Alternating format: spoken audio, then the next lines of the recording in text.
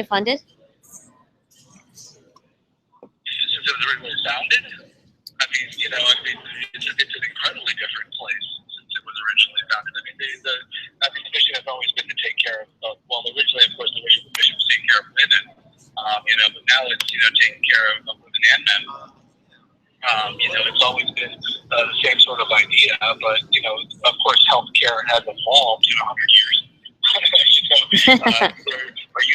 There's university medical schools that have been around a lot longer than 100 years. If you ask them, what's your mission today? They'll say, well, yes. But, is what they do different? Yes, it's very different. Like what they do and how, what the system is like is, of course, very different than it was 100 years ago. But, same basic ideas to take care of patients. Right, exactly. I guess the main question of why we're even doing this is why, from your perspective, is that the work that you do, why is it so political? Even though, like you said, this is just medicine treating patients. Why does it get dragged into the political arena so often? It has to do with women's health. I mean, women's health is an incredibly politically charged subject because people have strong feelings about it. And I'm not even talking just about abortion. I mean about contraception. People have very strong feelings about whether or not you should have contraception. I mean, even that to some people is controversial. And I mean, we also talk about, diagnosing things like, sexually transmitted infections. Those things carry significant stigma, which they shouldn't. I don't think they should, but they do. And we're dealing with issues that revolve around sex. And, sex in and of itself conjures up a lot of controversy for some people.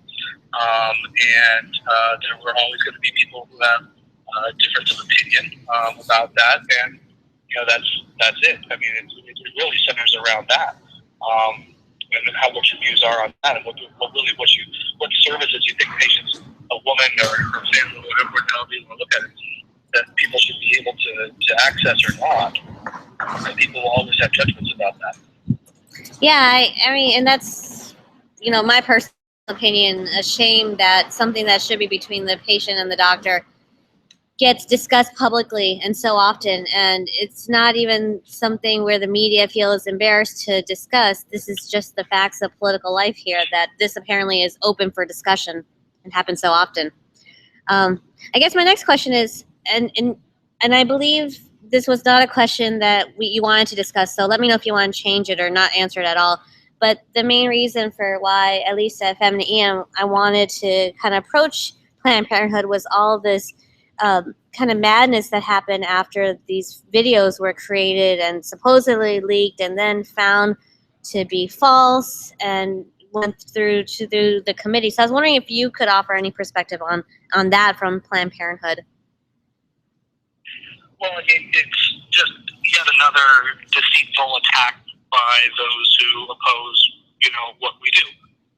That's all it is. Just another one. I mean, this has happened before. This is not new that people have done deceitful things to try and, create media controversy, political controversy, et cetera, around Planned Parenthood and other organizations like us to try to discredit us and to try to, put us in a bad light and, cause all these, sort of things to happen. I mean, this is not a new tactic. I mean, this particular one, what actually happened, yes, it was, a new kind of strategy, I suppose, but I mean, it's not a new idea. The people who are anti-choice in this country, it just goes to show that they'll stop at nothing to try and advance their issue, to advance their misguided beliefs, including things that are completely unethical. And as we're seeing now, as it's going to shake out in the courts, quite possibly illegal. Right. So, that's, and we'll see how that all plays out. But, at the end of the day, it's just one more attack, and it's nothing new. It's been going on for years and years and years. And it probably, I don't see it necessarily stopping at this point. I agree with you completely, sadly. Tell me a little bit about the type of people who choose to work for Planned Parenthood, especially given how, I work in the emergency department, and so every now and then my work environment can be hostile, but I don't feel like I go to work feeling like today is a higher likelihood that I will be shot than any other day. But if you at least watch the news, you see what happens at some of these clinics, and it's quite scary for people to then continue to go back to work there. Yeah, it can be. But, the folks who are involved in the work that we do, are dedicated to the mission. They're dedicated to the idea that reproductive health care is a basic human right, that it's something that's worth, standing up for. And we also look at it like, there those of us who are interested, for our own reasons in doing it, and we just have a hard time seeing ourselves doing anything else. A lot of times, this is what we love to do. And the fact of the matter is when you get to a Planned Parenthood health center, universally you'll find people who are so open and compassionate and caring and dedicated to their patients. I mean, I think more so than in any other field in medicine, because people, they choose to work there. Right. It's not because, I happen to find a good job and, whatever, blah, blah, blah. Not to say that working for us isn't a good job, because it is. It's a great job. But it's something more than that. So, people who work for us, I think, get a lot more, there's a lot more reward to it, rather than just, okay, I have a stable place where I go to work and I get a paycheck.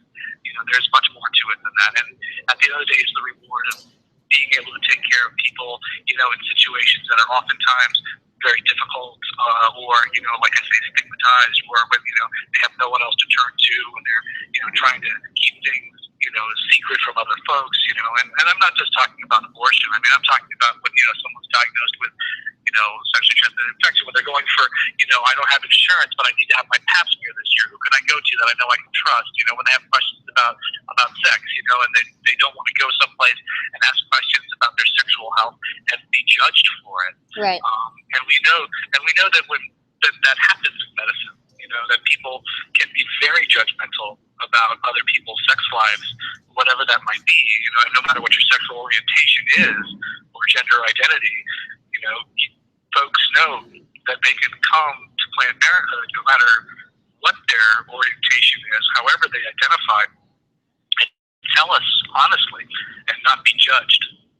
Yeah, I think it's important to have a place for, like you said, there's so many people in society who need that. So then my last question is, unless you have anything else you want to add, my last question is, how can the general public show support for Planned Parenthood? Well, we do a lot of really great, there's been a lot of really great social media stuff out there. Stand with Planned Parenthood campaigns, the hashtag stuff.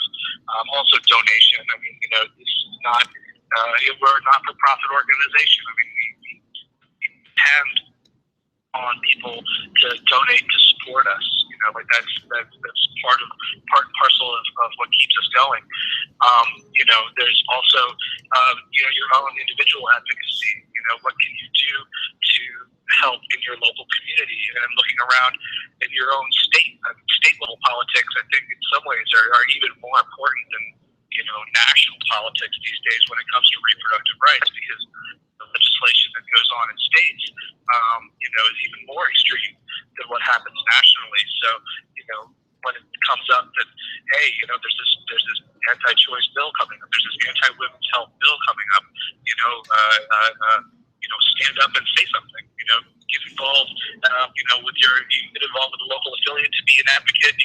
There's other organizations that do similar work to us that you can get involved with. Call your senator, call your representative, all that sort of stuff.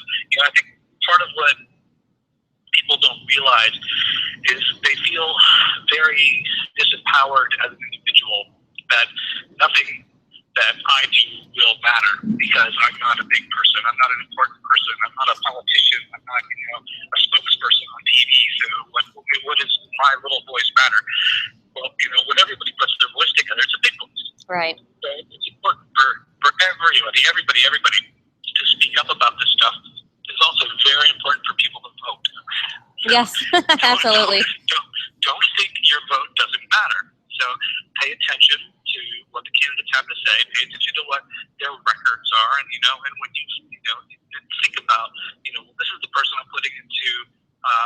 a position of power, do their views really, really align with the way I see the world? Is that really, how I feel about things? And remember to vote that way, and don't, like I said, don't skip out on voting. I mean, you got to vote, because otherwise, it